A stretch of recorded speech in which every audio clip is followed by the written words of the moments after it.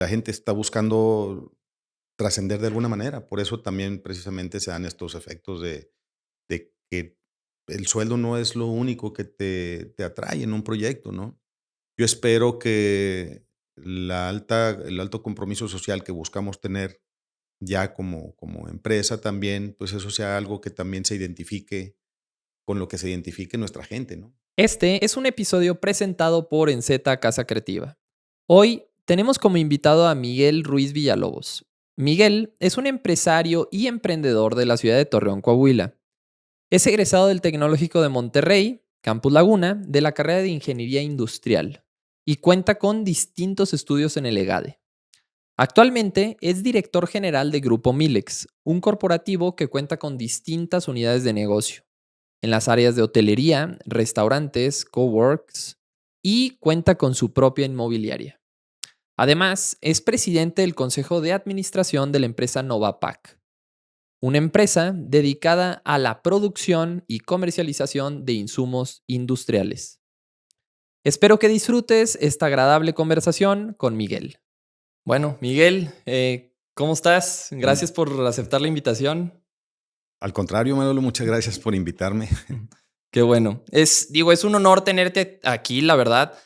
Llevamos ya bastantito tiempo de conocernos, de hacer negocios, y bueno, de millones de pláticas buenísimas que hemos tenido. Sí.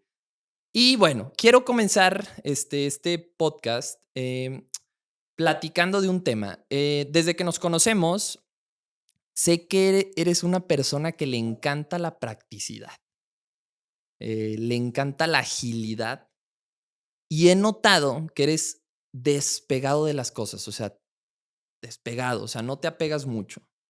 Incluso ahora que entré a tu oficina me impacté porque ahora era más pequeña la que tenías anteriormente y se nota que no influye en absoluto en tus actividades. Prácticamente simplemente sigues adelante. Cuéntame de dónde nació ese desapego por las cosas y por qué consideras que es importante la austeridad en un emprendedor. Me llama la atención que notes esa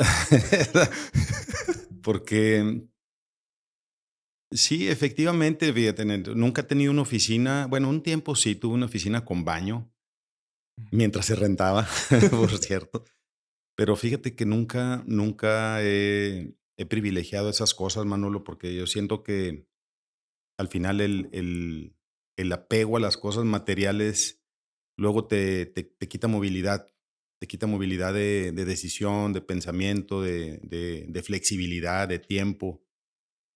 Y, y efectivamente, creo que en el caso, por ejemplo, de la oficina en la que hoy me encuentro, que es una oficina más chica que aquí, la habitación donde estamos, eh, pues, yo realmente, conceptualmente, pues yo veo todo el espacio completo como mi oficina, en realidad, porque convivimos todos ahí en un cowork. Mi oficina está en un cowork hoy en día y, y la verdad está muy padre. O sea, está muy padre, aunque mi oficina es pequeña, pues todo lo que contempla el concepto, pues te hace sentir en un espacio mucho más amplio, ¿no? Pero yo creo que esto viene yo creo que de familia, de mi abuelo, de la forma en como yo veía que mi abuelo también, pues manejaba también sus cosas, sus espacios. Mi papá también, igual. Mi papá también es un hombre muy sencillo, muy práctico, que con esa capacidad que tiene de satisfacerse con lo inmediato, con lo cercano, con lo alcanzable, es suficiente para tener la felicidad del momento o lo necesario, ¿no? Dame un ejemplo de tu papá, o sea, ¿qué puedes ver Pues en mira, por él? ejemplo, bueno, mira, por ejemplo, él tiene una casa de campo y en realidad la ha convertido prácticamente en su oficina y en la de sus amigos, que tiene muchos. Y tiene muchas dinámicas ahí, y en la casa de la campo no es una casa de campo, elegante, no es una casa de campo que digas, bueno, se ve que haya una inversión interesante o que tenga acabados finos, ¿no? Es una casa de campo en realidad que se alimenta de la amistad de los amigos de mi papá y, y, y son cosas muy sencillas, ¿no? En realidad, yo, s- yo creo que si le dijera a mi papá que le cambias esa casa de campo por algún otro activo en algún otro lado del mundo, inclusive, pues no creo que lo acepte. Sí, porque Sí. ya hay otros significados ahí relacionados a lo que hace él con sus amigos ahí, ¿no? Y entonces, bueno, pues yo creo que el ver esas dinámicas, la dinámica de mi abuelo también, que tiene una oficina pequeña, pero muy ordenada, y que realmente no necesitaba más, creo que de ahí viene, Manolo. Mm. Y y creo que es importante, te digo, porque ya en la práctica, ahora ya después, bueno, mi abuelo siempre lo considero un hombre satisfecho, completo, mi papá, pues bueno, no se diga también. Y creo que tiene que ver con esa capacidad de no apegarte a las cosas materiales en ese sentido, las cosas materiales como algo que te ate a un lugar, como algo que te ate a un espacio y que creo que es importante. Eso no quiere decir que no quieras tener activos o bienes materiales, ¿no? Simplemente el darle su correcto valor, nada más, ¿no? ¿Y tu abuelo a qué se dedicaba? Mi abuelo era electricista. Ujú, Él nació en un pueblo que se llama Encarnación de Díaz, Jalisco, La Chona, ahí a media hora de Aguascalientes, yendo hacia para San Juan del Río. ujú, Y él se vino acá a Torreón pues en las épocas en que Torreón estaba creciendo mucho, de las épocas del algodón, y se vino acá a buscar futuro, como muchos otros inmigrantes nacionales y de otros países que aquí tenemos colonias muy grandes de otras, de otros países también, la colonia árabe, la colonia española. Y bueno, él entre muchos otros se vino para acá. Y aquí, pues comenzó a trabajar en las instalaciones eléctricas de las casas, que también empezaban también aquellos entonces de las fábricas, de aquellos momentos. Y bueno, ya después regresó por mi abuela, se casaron y ya se vinieron para acá. okey, muy bien. Sí. Y, a ver, ¿qué opinas? O sea, ¿cómo sientes que influyó en ti? Porque yo he visto que eres muy austero y Ujú. eres austero en los negocios. O sea, te gusta empezarlos desde cero. O sea, desde cero, con pocos recursos, aunque los haya, o sea, te gusta enfrentarte a la austeridad. ¿Por qué? Pues fíjate que más que yo creo que me acuerdo, yo lo relaciono con las plantas, por ejemplo. A mí me gusta comprarlas pequeñas, chiquitas, y verlas crecer, ¿no? Y el árbol, y bueno, después te vas acordando de cuando lo plantaste y así, ¿no? Y a mí el tema de los negocios, siempre, más bien más que el negocio, a mí me gusta la etapa del proyecto, sí. Creo que es un tema más de hobby que de otra cosa. Toda la etapa de la conceptualización de un nuevo negocio, de un nuevo emprendimiento, porque lo viste, porque lo sentiste en algún lado, y luego, pues lo empiezas a aterrizar y empiezas a formar un equipo pequeño y empiezas a darle, pues como que forma al plan de negocio y lo empiezas a hacer pues desde cero, chiquito. Esa parte a mí me gusta mucho, fíjate, me gusta mucho más que la operación. Creo que esa parte es mucho más satisfactoria para mí y pues tiene mucho que ver con esto porque mm, son negocios a lo mejor mm, chiquitos, medianos, grandes, como sea, pero esa etapa de la conceptualización me gusta más. ¿Verdad? Al final un negocio medianito, un negocio más grande, es igual de satisfactorio en esa etapa. ¿Sí? Entonces, a mí me gusta mucho esa etapa sí liderarla, la etapa de la conceptualización, del aterrizar.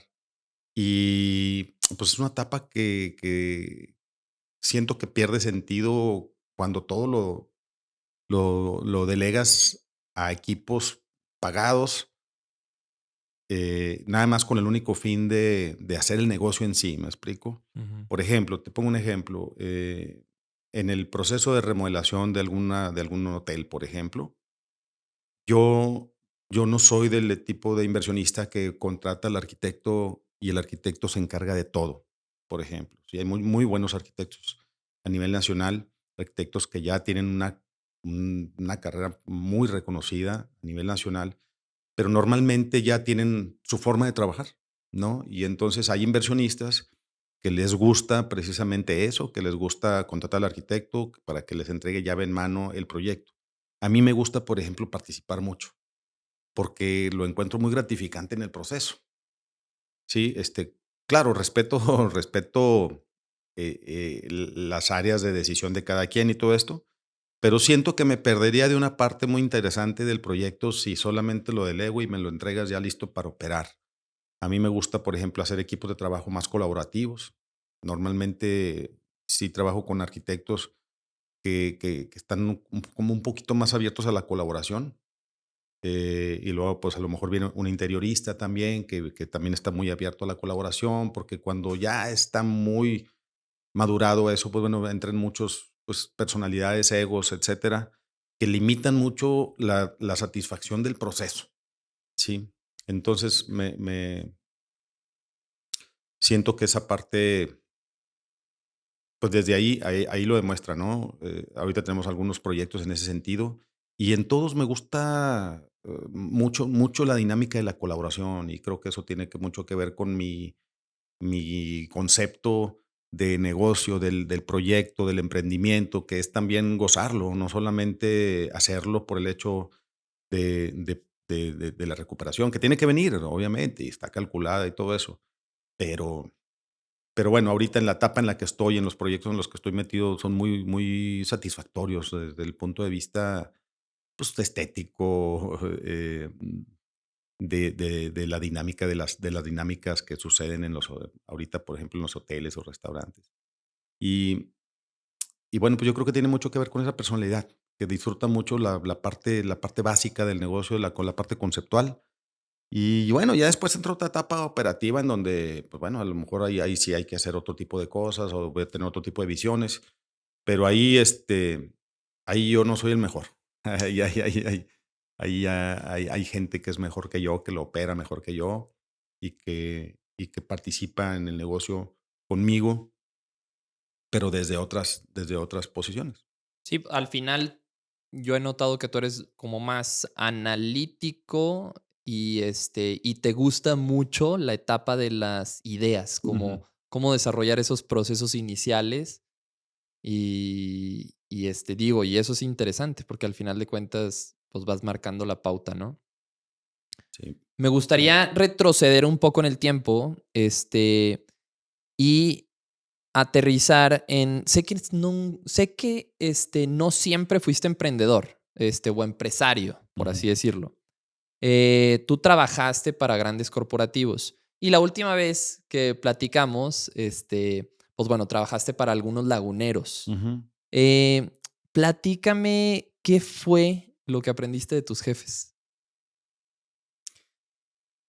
Yo tuve 3 jefes yo me gradué en el 94 aquí del TEC de Monterrey Del campo. del Campus Laguna, Ajá. y tuve tres jefes antes de hacer mi primer emprendimiento, y que fue, bueno, primero el señor, Eduardo Villalobos, que en aquel tiempo tenía unas tiendas de conveniencia que se llamaban JB, que fueron pues, bueno, el inicio de las tiendas de conveniencia en Torreón y en gran parte del norte de la República Mexicana, porque la verdad era un concepto muy bonito. Eh, de ahí duré un tiempo, después de allí me pasé con la familia Villarreal Maíz, con Beto, con Jorge, con Javier, que estaban principalmente ahí en las fábricas y el equipo cercano, eh, también.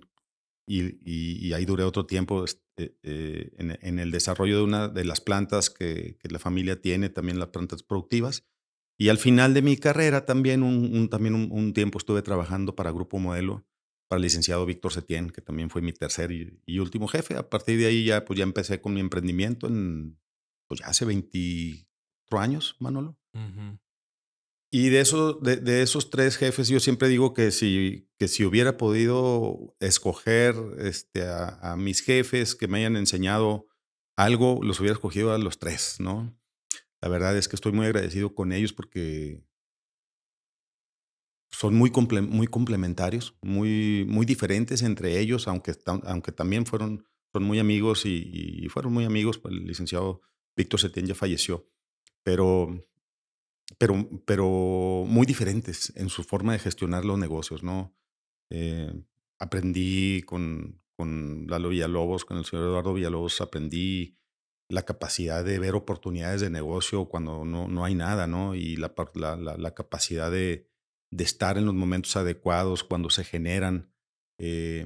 se generan oportunidades de negocio, poder leer entre líneas y ver qué se puede formar, ¿no? A partir de pues, ideas y estar en el momento adecuado, ¿no? Un hombre muy emprendedor, muy, muy orientado también a las ideas, a hacer las cosas también desde cero, ¿no?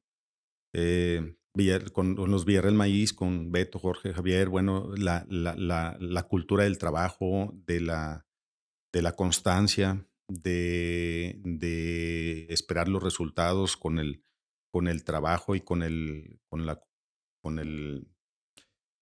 sí, con el sacrificio necesario para poder lograr los resultados y a través de la constancia y la preparación y resultados de gran tamaño, ¿no? Entonces, vi en carne propia cómo el dedicarte fuertemente a tu objetivo, a tu trabajo, te trae tus resultados en largo plazo y con ellos aprendí mucho que el largo plazo es más importante que el corto plazo.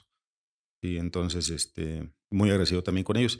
Y la verdad, y con el licenciado Víctor Setién, aprendí mucho de valores comerciales, de la lealtad, aprendí mucho del amor a la camiseta, la marca, de defender la marca con todo lo que tenga que ser, ¿sí? Mm. Y de hacerla crecer, de valorizar. Tengo muchos ejemplos con él que me enseñó a veces con todos, ¿verdad? Pero ahorita que estábamos ya platicando de él, pues sí, de cómo darle valor a tu trabajo, a tu marca. ¿Cómo lo Y hacía él? O sea, qué te enseñaba? pues no, mira, me acuerdo de comentarios que hacían, ¿no? Alguna vez me encargó ahí en Grupo Modelo atender a un amigo de él que tenía un restaurante, ¿no? Y mi trabajo como supervisor de ventas, pues era entregarle sillas y mesas y refrigeradores. Y Ujú. yo pensé, como él me dijo que lo atendiera personalmente, pues pensé que me estaba dando una indicación de que me asegurara que todo está bien y que no le faltara nada, ¿no? Ujú. Y bueno, pues al final le puse a lo mejor unos 2 refrigeradores de más y le llené de sillas y el día de la inauguración, pues llevamos gente y bueno, hicimos todo un escándalo, como si fuera realmente una inauguración de un restaurante de Grupo Modelo, ¿no? Y a la semana siguiente hubo muchas quejas, ¿no? De este señor porque, pues, no habíamos ido nuevamente y a los 15 días, pues, que el negocio no estaba yendo tan bien y al final que no le habíamos regalado más producto. Y al final me habla y me dice: "Oye, yo te yo te dije que lo atendieras, no que lo sobreatendieras", ¿no? O sea, al final la instrucción yo la había malentendido y yo había entendido que le resolviéramos las situaciones cuando al final se volvió un problema, ¿no? Y me ayudó mucho también a darle a darle el valor a las cosas, a la oferta, ¿no? Entonces, bueno, dejar en claro qué nos corresponde a nosotros, dejar en claro qué le corresponde al cliente para que un proyecto sea exitoso. O como aquella vez que me dijo: "Oye", le dije: "Licenciado, nos ofrecen una de estas rosticerías de pollo que si vendemos, que si en la compra de un pollo podemos regalar una cerveza de media". Me dijo: "No, hombre, estás muy equivocado. Aquí el de la marca somos nosotros. En la compra de un cartón regalen un pollo", ¿verdad? Y eso fue. Sí. Y me quedó muy claro el ejemplo porque aunque me lo dijo muy rápido, ya en su mente estaba muy grabado quién era el de la marca, ¿no? Entonces me dijo, no, nunca te compares con un pollo rostizado, ¿sí? O sea, la marca grupo, o sea, la marca Corona eres tú, ¿sí? Nunca regales tu marca, al contrario, ¿no? Y me quedó muy grabado, aunque fuera un ejemplo muy sutil en ese momento, pues el concepto se me quedó grabado, ¿no?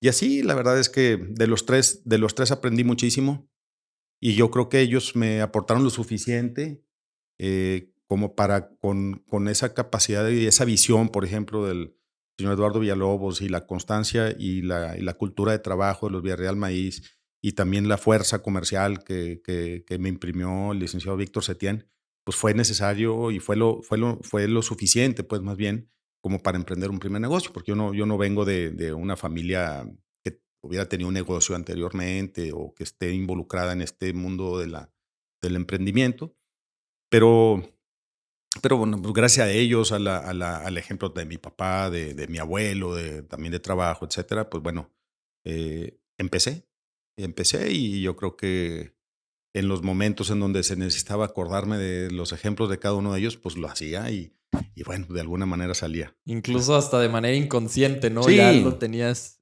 inconsciente, se vuelve inconsciente, Ujú. claro, Sí, el claro. aprendizaje se vuelve inconsciente. Sí, Bueno, justo o sea, igual quiero preguntarte que tú, digo, entiendo que no vienes de una familia de empresarios. no. Eh, Me gustaría saber cómo fue tu infancia. ¿Cómo fue esta dinámica? ¿Cómo te educaron?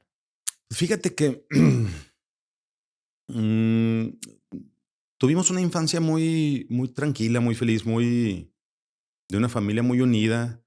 Las 2 familias, por parte de mi mamá y mi papá, son familias muy unidas, muy grandes, además. La familia de mi mamá fueron 12 hermanos, la familia de mi papá fueron otros 10. Entonces, pues, mm, y la verdad es que nunca ha habido un problema significativo entre ninguno de los 2, o sea, entre las familias, ¿no? Siendo unas familias tan grandes, pues bueno, normalmente hay fricciones y etcétera, pero acá la verdad nunca nos ha pasado que yo haya notado, pues, fricciones que cambien la dinámica familiar, ¿no? Y y entonces, pues bueno, todos los domingos eran con mis abuelos desde niños, y luego íbamos con unos abuelos, y luego íbamos con los otros los domingos, pues siempre rodeado de primos. Mi mamá, en el caso de la familia materna, pues fue la segunda mayor, entonces pues me tocó yo soy el segundo primo mayor de una bola de más que siguen como 40 Okey, guau. y una familia pues muy querida, todos mis primos, la verdad nos llevamos todos muy bien, igual con la familia de mi papá también, ¿no? Entonces a mí me tocó ser de los mayores de ambas familias y pues bueno, había como que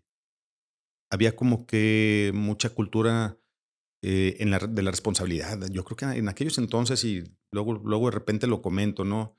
En aquellos entonces tú nacías en una familia de traileros y tú ya sabías que ibas a ser Trailero. trailero, sí, no, o sea, no estaba esta como posibilidad de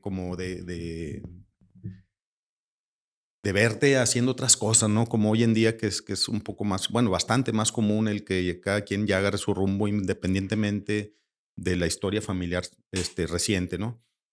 Y bueno, pues desde el inicio fue mucho el tema del deporte. Mi papá es muy deportista y entonces desde chicos siempre estuvimos en el tema del deporte. ¿Qué hacían de deporte? ¿Qué Mira, hacías? pues desde chicos estuvimos mucho en la natación.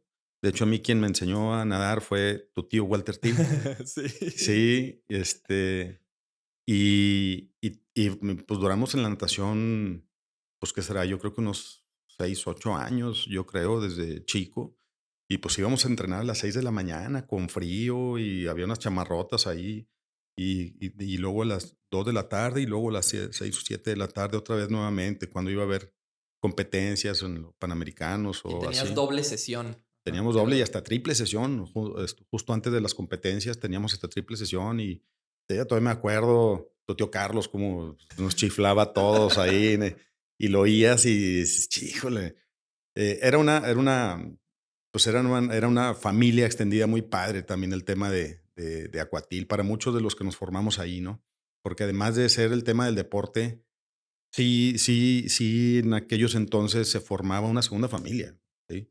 Después de ahí de la natación estuve también en béisbol, también duré algunos otros años aquí en el club en el estadio de béisbol infantil Sertoma, también en varios equipos, Distribuidora Ángeles, en Talleres Garnica, y ahí, pues bueno, ahí duré yo creo que algunos 6 años más jugando béisbol en las ligas infantiles. Y yo ya después me gustó más el atletismo y hasta la fecha, pues ando en temas ya le he bajado un poco al tema de carreras, pero pues me gusta correr. Últimamente estoy haciendo algo de yoga también que me ha venido gustando mucho y aparte me ayuda mucho en la corrida porque me abre mucho la zancada. ¿Y a qué horas haces yoga, por ejemplo, ahorita que Pues ya mira, estás ahorita chambeando? estoy haciendo yoga a las 8 de la mañana, pues a las 7 de la mañana, a veces corro un poquito antes y luego ya me meto a yoga. Eh, y entonces de 8 a 9 hago yoga. Y no es todos los días, pero sí es cuando hago esa hora. Procuras hacer ejercicio, constantemente, Sí, supongo. sí, sí. Casi diario, Ujú. casi diario. A veces hay épocas donde me pongo un poquito más intenso y a veces hay épocas donde me le bajo bastante porque, pues, a veces hay viajes o tengo cosas que hacer más tengo más concentración de pendientes y a veces me brinco. Pero normalmente sí le sigo. A mí me gustan más los ejercicios así, eh, más de cardio, más aeróbicos. Okey, sí, más aeróbico. Sí. Muy bien. Gente que te conoce, incluido yo, sabemos que las reuniones contigo pueden ser larguísimas. Ya que eres una persona que es difícil de detener cuando hablar de negocios se refiere. La verdad es que es algo admirable.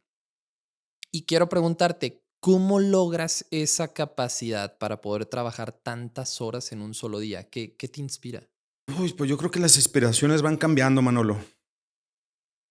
Creo que las inspiraciones van cambiando desde la prepa. Yo me acuerdo que desde la prepa había muchos proyectos y planes en mi cabeza que también compartía con mis amigos en aquellos años, ¿no? Con Rigo Soto, con Carlos Alba, con Tavo Gilio, con Agustín Aguilar y pues ahí hablábamos de que si íbamos a poner una fábrica de malla ciclónica y que si íbamos a no sé qué, dar un servicio de no sé qué tal cosa y bueno, yo creo que los motivantes van cambiando, pero cuando tienes el espíritu emprendedor, este, el motivante puede ir cambiando. Yo creo que sí, ¿no? Primero, a lo mejor, los motivantes en las etapas tempranas, pues, es buscarte tu lugar en tu círculo, ¿no? O sea, al final de cuentas, quieres tú ser alguien también, ¿no? Y y ese alguien que tú quieres ser, pues, está muy relacionado, con la capacidad de poder crear una independencia financiera, ¿no? A través de tus propios medios, ¿no? Luego después el motivante, pues, puede ir cambiando, ¿no? Que normalmente es, bueno, pues, tus hijos, tu familia, ¿no? Que quieres ya seguir creciendo para tener la posibilidad de darles una educación y un futuro, etcétera, ¿no? Y luego de repente, pues, también son otros motivantes también que van creciendo, ya cuando vas cubriendo todas esas etapas, pues, vas buscando también en el futuro, creo que tiene mucho que ver con temas de trascendencia, ¿no? Con cómo Ujú. qué quieres al final dejar o cómo te gustaría ser recordado o para qué quieres que los beneficios de tus esfuerzos profesionales, pues, para qué quieres que sirvan, ¿no? Y luego ya te metes en temas de filantropía, fundaciones y estas cosas, y es cuando las empresas, particularmente en otros países, ¿no?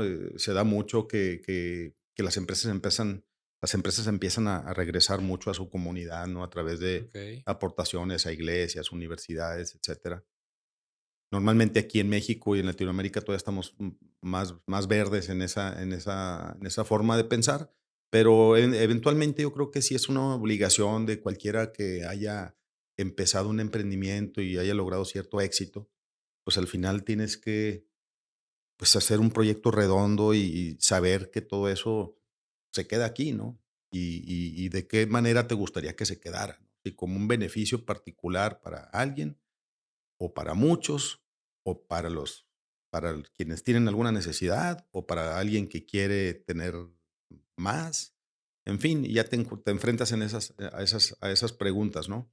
Pero al final siempre el motivante viene cambiando, y yo creo que lo más padre es cuando llega una etapa de trascendencia, cuando dices, bueno, si tú lo que te motiva a seguir creciendo es trascender de algún motivo planeado, yo creo que ahí es la etapa, la motivación más padre, ¿no? O sea, te vuelves incansable, te vuelves digo, pues, al final, mira, mucha gente que trabaja por vocación, como por ejemplo, yo admiro mucho a los enfermeros, o sea, los enfermeros y enfermeras que veo y yo digo: "Híjole, o sea, tuviste que haber nacido con esa vocación", porque yo digo, yo no podría hacer ese trabajo ni medio día, no, no, hay muchos, yo veo, por ejemplo, cómo la gente que se dedica o que decide estudiar, por ejemplo, para medicina, por ejemplo, y que empieza a decidir alguna especialidad, digo, ¿cómo se le ocurre a la gente decidir la especialidad? Tiene que haber algún balance de las energías, tiene que haber algún balance de alguna manera para que alguna fuerza externa le diga a alguien, oye, faltan urólogos, pues tú vas a estudiar Ajá, urólogo, te va a claro. gustar. ¿Y cómo se van balanceando esas fuerzas, ¿no? Y al final son vocaciones.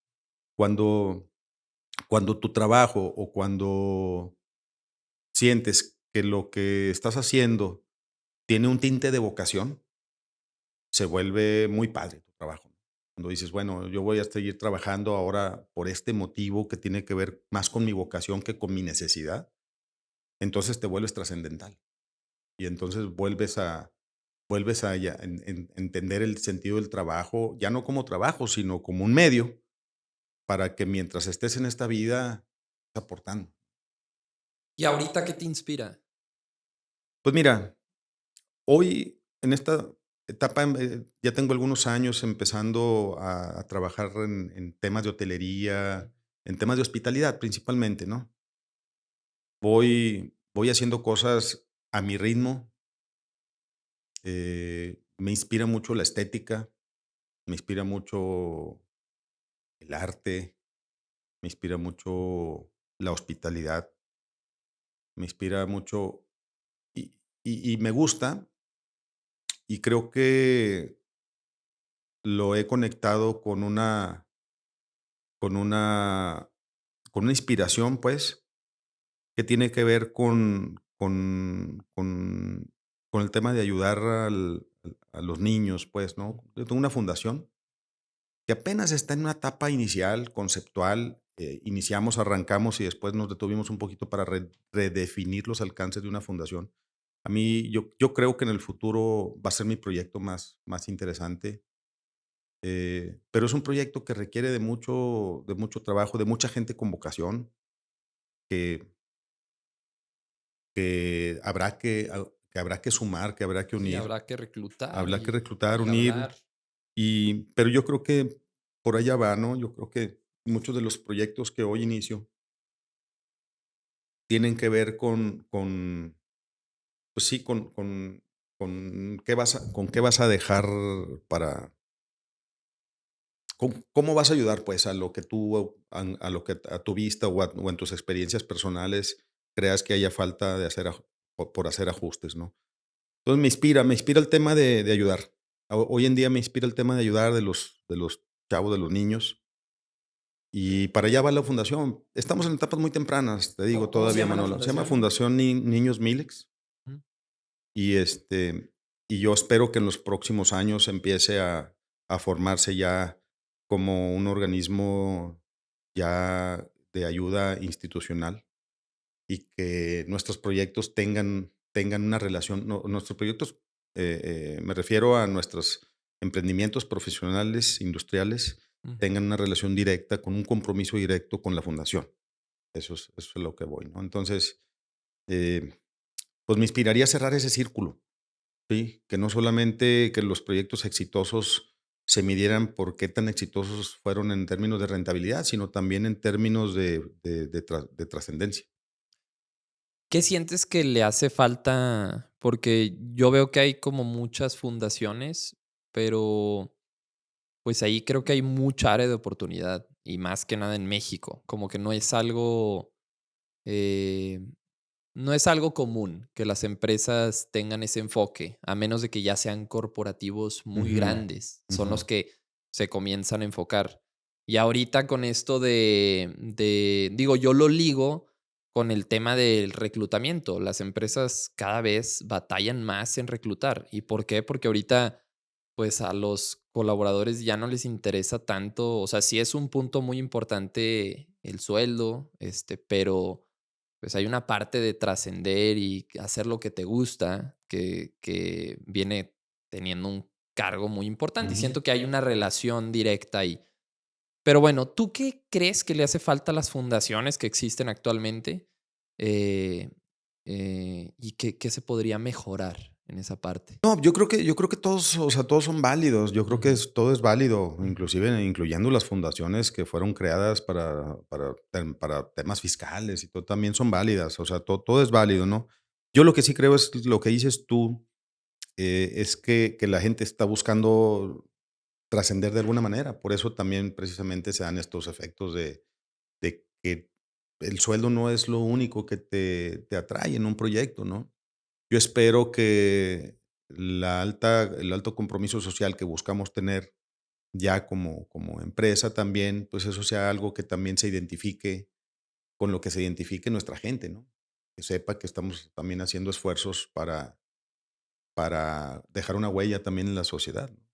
ujú, Entonces, creo que no, creo que más bien al contrario, no es que le faltan las fundaciones, más bien faltan fundaciones, más bien faltan, y no es necesario ser una empresa grande ni nada, ¿no? O sea, no es necesario tener un corporativo para participar de alguna manera, ¿no? Y con participar me refiero realmente o sea, participar con compromiso, con compromiso con dinero, con tiempo, ¿no? Porque luego pensamos que porque participamos en una rifa y o porque sí, me vendieron un boleto de una rifa de una televisión para en beneficio de algo, pues, ya es suficiente para sentirnos que hemos apoyado a la comunidad, ¿no? Y creo que debiéramos ir mucho más allá, mucho, mucho más allá, porque creo que estamos viviendo una etapa interesante, como dicen los chinos, una etapa interesante con muchos telones caídos, eh, con muchas verdades de nuestra sociedad, reveladas, y que, pues, nos da a muchos mucha oportunidad de trabajar en muchos frentes diferentes, ¿no?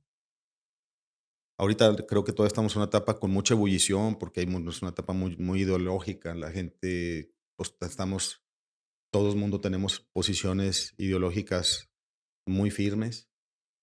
Y creo que eso es bueno, al final de cuentas, al final creo que esto va a hacer que vayamos formando una sociedad más sólida que cuando en otras épocas donde nos dejamos llevar con lo que nos quieran decir los políticos o la sociedad.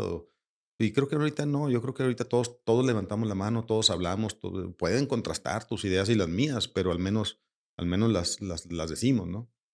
Este, y yo creo que para eso, pues bueno, tienes que arriesgarte a ser criticado, tienes que arriesgarte a ser juzgado, claro, de muchas cosas, pero creo que es la etapa la que estamos viviendo ahorita, ¿no? Después del COVID somos otros humanos. Yo estoy convencido de que algo pasó, nos convertimos en otro tipo de humanos y con esta nueva conversión del estereotipo del humano, pues tenemos que volver a diseñar nuestra sociedad. ¿Qué cambiaste tú después del COVID en tu forma de trabajar en las empresas? Pues mucho esto, mira, mucho tiene que ver con ser más abierto a entender las dinámicas sociales, primero de nuestra gente, por ejemplo, eh, luego también de que nuestra gente también entendiera, o sea, estamos creo que lo que cambió mucho fue, pues, el privilegiar también, eh, el que la importancia, pues, del momento, ¿no? De lo que vivimos en cada momento, ¿no? Y aunque somos orientados en el largo plazo y tenemos planes de mediano plazo, etcétera, sí creo que nos movió hacia entender un poco el asegurarnos de que también los cortos plazos estén cubiertos para nuestra gente y también que nuestra gente viera que estamos trabajando para otra gente también.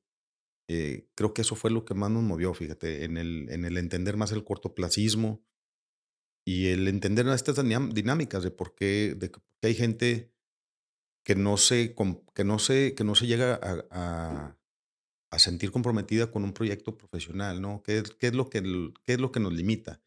Yo creo que tiene que ver con eso.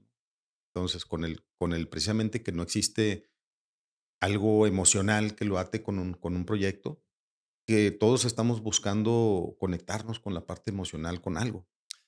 ¿A qué te refieres con el cortoplacismo que dices? O sea, por esa parte, a ver, dame un ejemplo No, de... no, te digo que como empresa estamos muy acostumbrados a los planes, ¿no? Ujú. Y el presupuesto anual y el mandato del consejo para dentro de 5 años, y estamos muy acostumbrados a esto. Pero creo que después del COVID, el aprendizaje fue la inmediatez, el momento, el qué está pasando con tu gente hoy.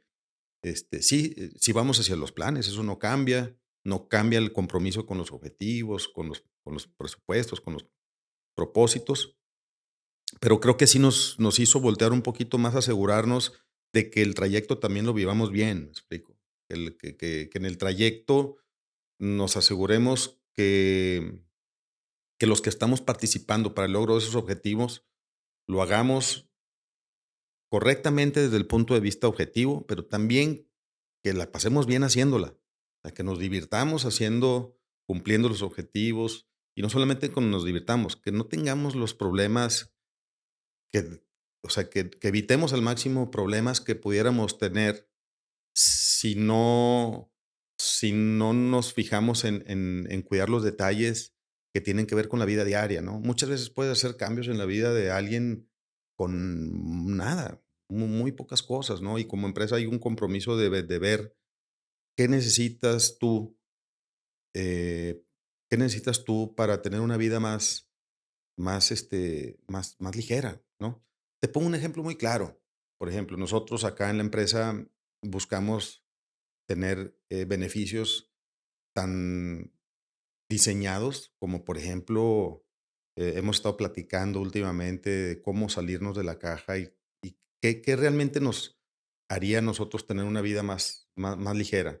Y, por ejemplo, hemos llegado a conclusiones, ¿qué pasaría si te cuidan tus perros el fin de semana, no? Hoy todas las familias tienen animales o sea, mascotas que casi, casi ya forman parte de la familia, son como hijos, ¿no? Son como hijos, Sin exacto. embargo, pues también te limitan un poquito porque te quieres ir a Parras el fin de semana y dónde los dejas, ¿no? Y porque no siempre los puedes llevar, pues si traes un gran danés, pues no, No y cae ni en entonces, la pues, ¿qué camioneta. pasaría si a la empresa le interesara que tu perro estuviera bien y tiene un espacio para cuidártelo el fin de semana para que te puedas salir?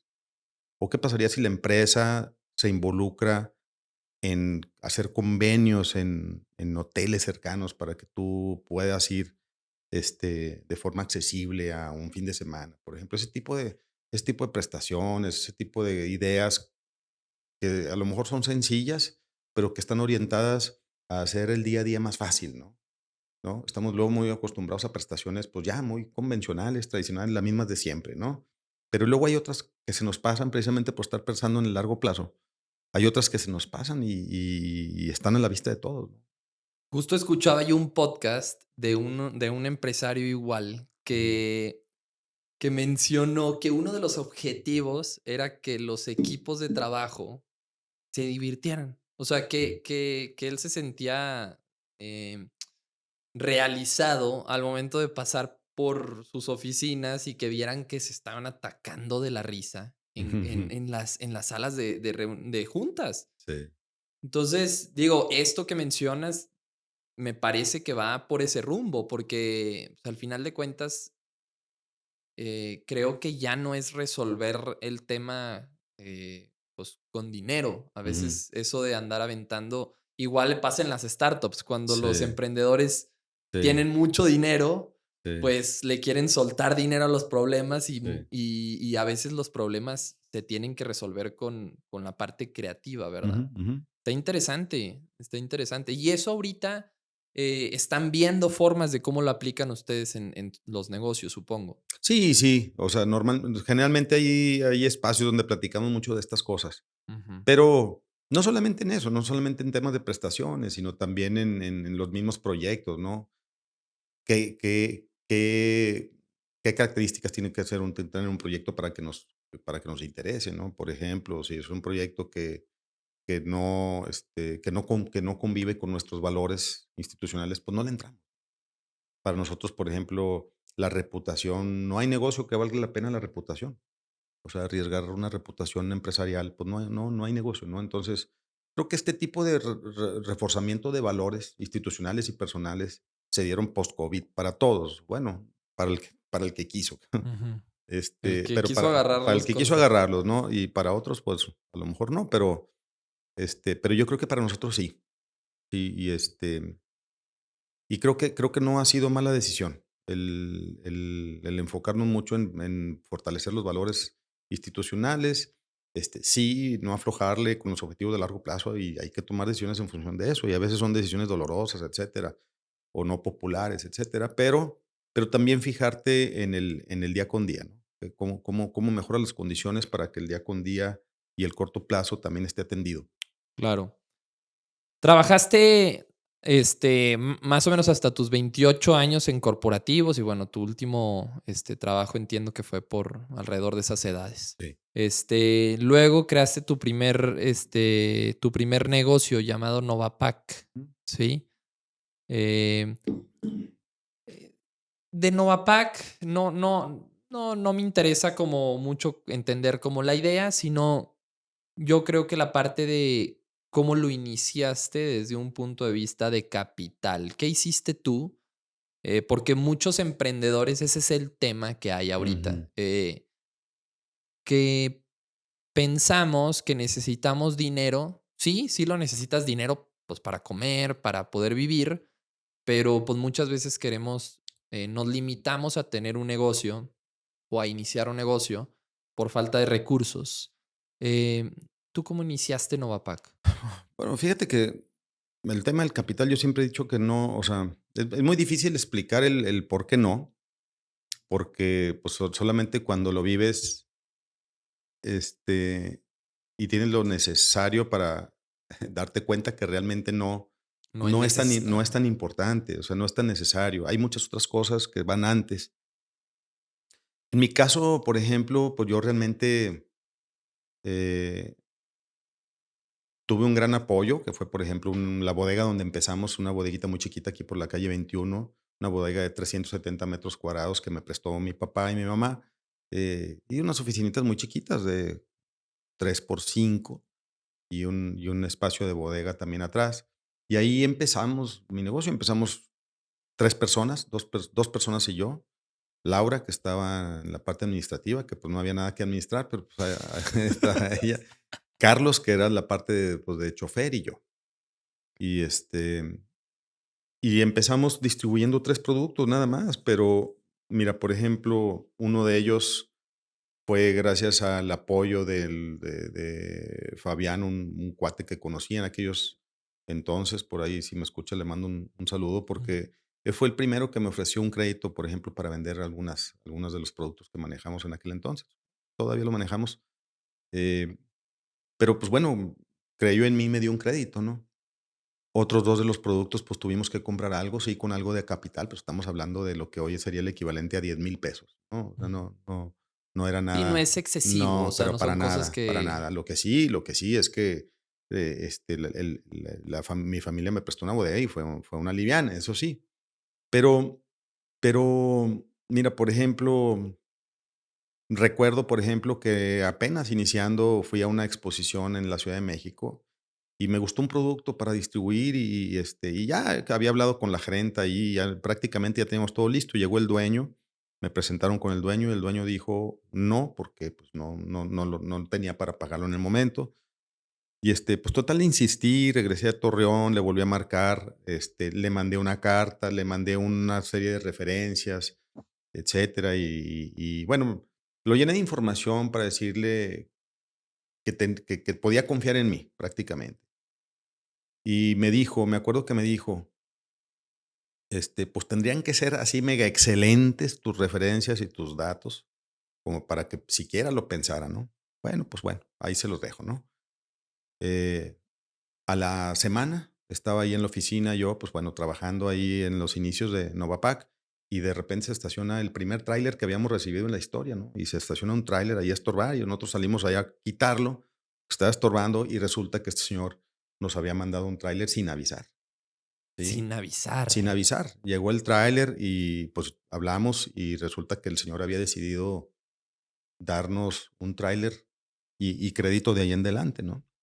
Entonces, me llamó mucho la atención y gente como esa, cuando tú traes una energía positiva y que estás dispuesto a defender tus compromisos al 100%, esa energía se transmite, ¿no?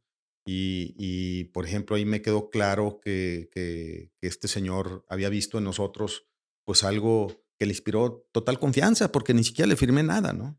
Y Mm. nos mandó un tráiler de producto, ¿no? Entonces, y así tengo ejemplos de gente que un proveedor en Monterrey, en Guadalajara también, yo tenía en aquel entonces una cuenta para proveerle a la planta de Delphi aquí un producto y se me acabó. Y entonces le hablé a mi proveedor y en Guadalajara y me dijo, oye, no tengo nada, pero tengo un distribuidor en Monterrey que le acabo de mandar hace una semana. No, perdón, le acabo de mandar esta mañana el último camión que tenía. Déjame le hablo, ¿no? Y a ver si te lo puede prestar o que te dé una parte, etcétera, ¿no? Total, me habla a la media hora. Yo ya hablé con él, dice que sí, pues, que le hables. Pues hablo con él y me dice, sí, claro que sí, con mucho gusto. Platicamos, me presenté, le platiqué la situación y le dio la instrucción al tráiler que se desviara y de Guadalajara se viniera a Torreón para acá sin conocernos. Entonces, pues me llegó el camión, lo surtí de inmediato y bueno, dije, bueno, y ni me conoce, ¿no? Nunca he hablado con él ni nada. Pero es esta energía que tú transmites cuando estás convencido de tu proyecto y de tus capacidades, etcétera. Y claro que me fui a Monterrey a saludarlo, a darle las gracias, a ponerme a sus órdenes personalmente por haber confiado en mí. Y hasta la fecha de hoy, hasta el día de hoy somos muy amigos, muy, muy, muy amigos. Este, y seguimos teniendo relaciones de negocios ya de otro tipo, porque ya nos interesan más otras cosas, después de 25 años de trabajo. Pero ese tipo pues, cosas sembraron la semillita para una amistad ya para toda la vida, ¿sí? Sí. Pero Y sí. Ujú. no, adelante, adelante. No, No. no, no. A ver, yo quiero, o sea, quiero profundizar en el tema de las energías. A Ujú. mí, o sea, cuando he platicado contigo, me ha saltado esta parte de, eh, incluso me acuerdo una vez que me dijiste, no, pues es que si te va a ir mal, pues tú nada más piensa que te va a ir bien y vas a vender y la misma energía llega de la frustración y te van a salir ideas. ¿Qué cómo piensas? Cuando tienes algún problema, cómo lo resuelves? Pues mira, no, yo no creía nada de este tema de las energías, ¿eh? Yo soy ingeniero y a mí, o sea, no, ni siquiera le entendía. Ajá. Pero, pues, eh, no sé, eh, experiencias recientes me han hecho así como que abrirme la idea a ver cómo funciona este tema de las energías y la verdad hoy estoy muy convencido de que sí existen, o sea, sí existe este tema, no en el tema filosófico a lo Sí, de mejor, pensar y, sí, sí. pero sí en el tema de que las malas intenciones, las envidias, pues sí tienen una cabida en el campo en el que te envuelves, ¿no? Igualmente, así como te pasaba, o digo, como estas cosas que te explico, como estas cosas cuando tú vas con transparencia y con compromiso, pues también transmites algo que no está en un papel, ¿no? Entonces, definitivamente sí, yo creo que para poder tener una buena energía, primero tienes que ser fiel a tus principios y a tus valores. Y si tienes ese compromiso, con ellos. Entonces, la energía que provoca a tu alrededor, pues es positiva, ¿no? Es positiva y bueno, pues hay cosas que te pasan, claro, pero porque hay energías buenas y hay energías malas también, claro, ¿no? Entonces, bueno, pues tienes que estar ahí muy, muy listo, ¿no? Yo no soy experto en energías, pero sí creo que existen y creo que vale mucho la pena el mantener siempre un ambiente sano a tu alrededor que te permita enfocarte en ese tipo de energías positivas, ¿no? En Novapac formaste un consejo de administración para la administración total del negocio. Y quiero Ujú. preguntarte, dos cosas. ¿Cómo te sentiste cuando te saliste de tu empresa, y delegaste todas las responsabilidades? Mira, ya no, pero bueno, fue un proceso muy difícil, Manolo. Este, fue un proceso muy difícil porque además lo aprendí también a la mala. O sea, yo venía preparándome ya para este tema de la institucionalización de la empresa, pues ya años atrás.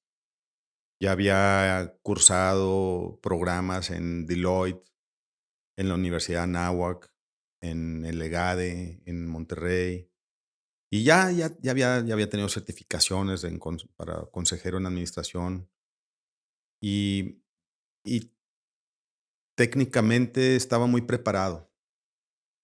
Tan preparado que en mi primera incursión en la formación de un consejo de administración y de la contratación de un equipo directivo, pues cometí errores precisamente del otro lado, de meterme de menos, ¿no? Pero creo que, bueno, después de haber pagado los costos asociados a estas fallas que tuve en entender el concepto de institucionalización. Después creo que ya nos reforzamos mucho. Hoy tenemos un consejo muy participativo, un consejo de administración muy a la medida de la etapa del negocio y que ayuda y participa muchísimo en el negocio y tiene un compromiso, la verdad, muy elevado y del cual estoy muy agradecido, porque hay mucho cariño, se siente mucho cariño por la empresa en el consejo. Y también un equipo directivo que está en formación también y que nos da toda la confianza en que vamos por buen camino.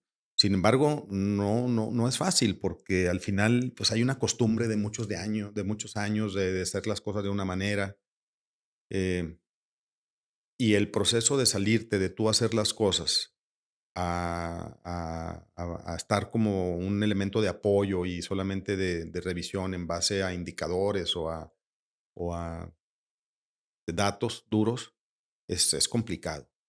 Yo he encontrado que lo mejor es encontrar un punto medio. Sí, hoy hago mucha colaboración con nuestro director general, Gustavo Zárate, y el equipo directivo. Hay mucha colaboración, mucha comunicación. Lo primero que hicimos fue alinearnos en temas de valores. O sea, somos muy alineados en ese sentido y yo creo que desde ahí ya tenemos el 70% ganado. Lo que seguirá, pues seguirá ir afinando ese 30% en función de visión, en función de, de el compromiso con los tiempos, por ejemplo, en las formas también de atender las prioridades del negocio. Eh, Creo que yo ahorita estoy haciendo una labor, mi labor no fue como en la primera etapa de separarme completamente. Hoy presido un comité de cumplimiento operativo y en ese comité yo también participo activamente en el negocio, sí participo activamente, pero desde la cabeza de un comité. Nosotros somos 4 consejeros y cada consejero encabeza un comité. Tenemos 4 comités, el comité de cumplimiento operativo que es mío, el comité de planeación estratégica, el comité de auditoría financiera y el comité de nuevos proyectos, de la evaluación de nuevos proyectos. Y cada consejero presidimos uno de los comités, ¿no?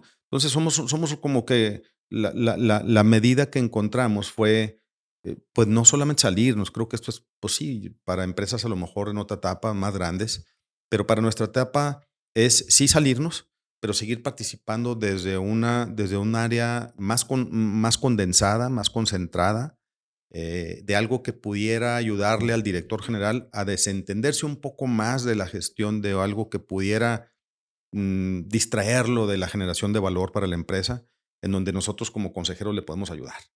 ¿Sí? Entonces, prácticamente los 4 comités tienen como fin, pues, ayudar al director general a que se concentre en la generación de valor. ¿Sí? Y entonces creo que es una figura que nos ha ayudado mucho, porque cada uno de los consejeros estamos concentrados en algo, en un área pequeña, pero muy importante, que además no genera valor, pero sí es de alto riesgo, como por ejemplo áreas de control o áreas de auditoría. No generan valor, pero son de alto riesgo, ¿sí? Y que permiten que el director general se concentre.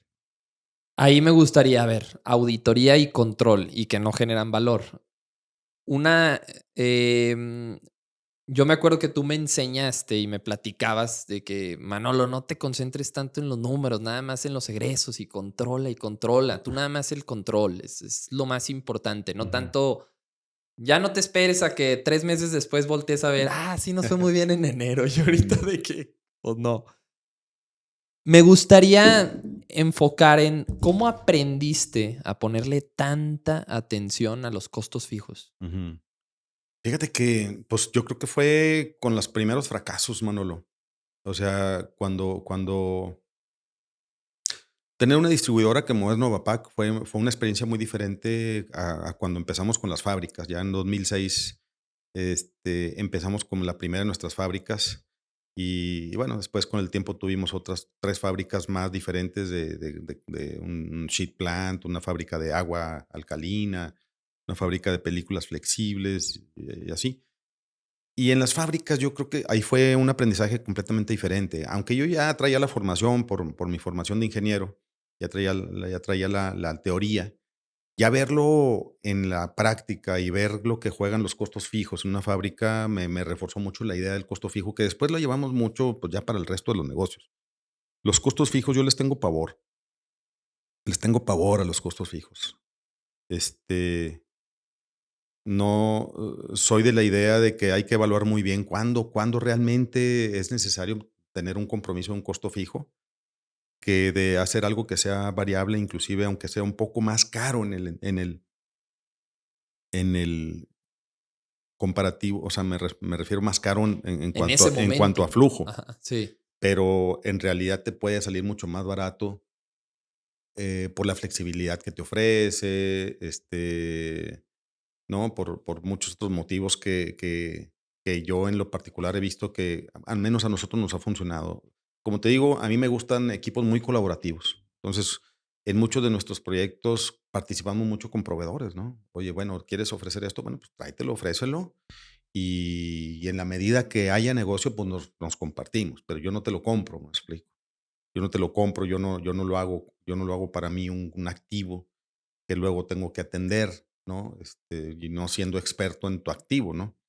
Entonces, donde podemos, lo limitamos. Quiero hablar un poquito de Paseo Milex, Ujú. un proyecto inmobiliario de usos mixtos que iniciaste, entiendo yo, por recursos propios, justo antes de pandemia en Torreón, donde no había ni un solo edificio corporativo. O sea, fue el primero y además de usos mixtos. O Sí. sea, la gente no. Yo me acuerdo cuando pasaba por ahí que decía, no entiendo muy bien qué es. Incluso, cuando yo me enteré que eran oficinas, no entendía ni dónde iban a estar, ni siquiera entendía, por qué, o sea, había oficinas en un edificio. Yo luego pensaba que los edificios estaban hechos para ser hoteles. Pero bueno, es que La Laguna hace 10 años, pues estaba todavía era un ranchito, ¿no? ¿Nunca pensaste que este proyecto era riesgoso? Pues sí, digo, la verdad fui muy ingenuo también ahí. No, mira, como en todos los proyectos te digo que hago, ¿no? Y de todo tipo, porque se nos han ocurrido desde cafeterías hasta hoteles, hasta pues, complejos industriales, o en este caso, Paseo Milex, por ejemplo, ¿no? La verdad nunca tuve así como que nunca me detuve por, o sea, nunca no tuve la confianza de que fuera a hacerse un proyecto exitoso, la verdad. Aún y a pesar de que era el primer proyecto, el primer concepto en régimen de condominio también, no solamente usos mixtos, también el primero en régimen de condominio, que ese sí fue un tema complicado, porque la ley de régimen de condominio en Coahuila es de 1982. Entonces, imagínate, pues ya tiene, ¿qué? 40 años, ¿no? La ley. A ver, para Y la gente, perdón, la gente que no entienda eso, ¿qué es un ujú. régimen de condominio? Mira, por ejemplo, tú vas a México ahorita y todos los edificios los ves como nuevos. Claro, ves que a lo mejor el material pues ya no está de moda o ves que a lo mejor no sé, el aluminio, pues era un aluminio de... Sí, pero los ves mantenidos, los ves con buen mantenimiento, los ves funcionales, ves el elevador funcionando, ves gente atendiendo, a pesar de que hay edificios que tienen 40, 50, 60, 70 años, ¿no?